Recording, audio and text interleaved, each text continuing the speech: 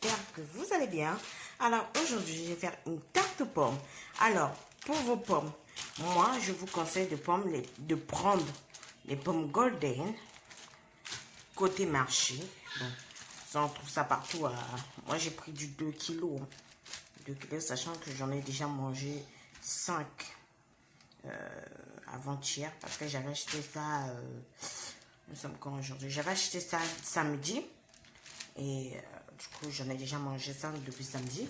Et donc, du coup, il restait 11. Alors, c'était juste pour vous montrer. Pomme golden, côté marché. 2 kilos. À croquer en tout, en tarte ou en compote. La pomme golden se décline avec simplicité. Ok. Ça, je le jette.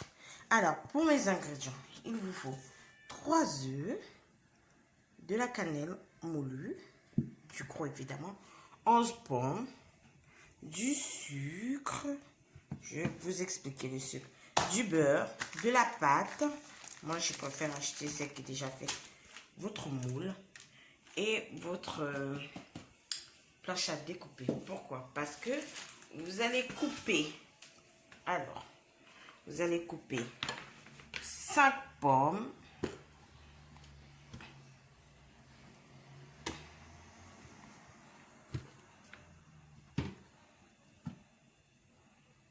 et 5. Vous allez couper les 5 pommes là. Pour venir mettre ici, on va faire la compote. C'est parti. Je reviens pour vous montrer comment j'ai coupé. Voilà. Là, j'ai coupé en tranches comme ça. Pas trop lamelles parce que ce sont des pommes assez fins. Ici, ça c'est pour ma compote. Donc, du coup, là pour la compote. Donc, n'oubliez pas de beurrer le moule avant de mettre la pâte. Pour ma compote, il me faut déjà mes pommes coupées en dés. Je rajoute l'équivalent d'une cuillère à soupe de cannelle. Je viens mettre mes 3 œufs.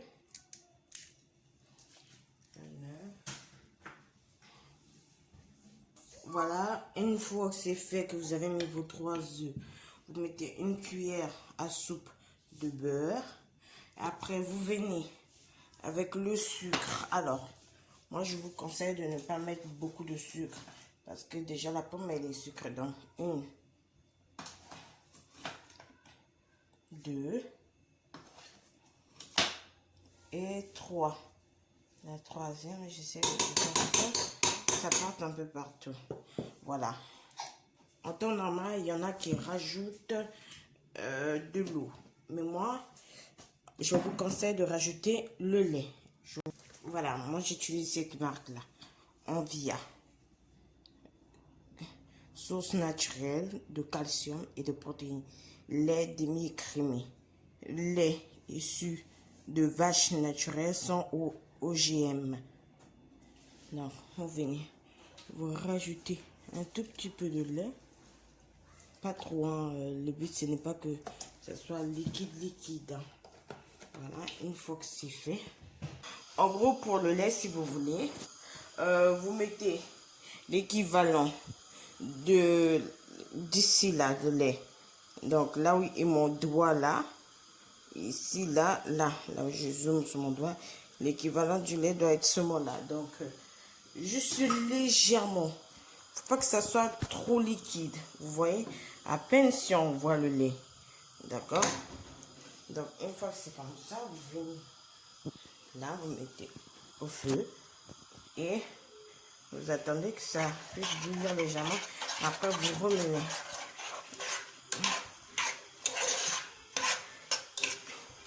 C'était lors de mes stages quand j'étais en 3e. J'ai fait un stage en boulangerie et le monsieur m'a montré comme ça et je vous assure que c'est très bon comme ça. Aujourd'hui, il y en a qui me montrent comment on fait les compotes, mais c'est pas souvent très top. Hein. Faites comme je vous montre et vous allez voir que tout votre entourage va vous demander mais c'est quoi ta recette? Quel est ton secret? Moi, c'est tout le temps ce qu'on me demande. Quel est mon secret quand je fais mes tartes? J'ai dit mon secret, haha, je ne le partage pas. Mais aujourd'hui, je vous le partage. À vous, mes abonnés. Et là, on va laisser pour 10 minutes au feu. Bon, une fois que vous avez disposé votre pâte, vous prenez le mixeur plongeur. Vous venez, vous mixez votre compote. Vous voyez à peu près la couleur que ça donne. C'est un peu ça, regardez. Là, je mets la lumière. Ça fait une couleur marron et tout.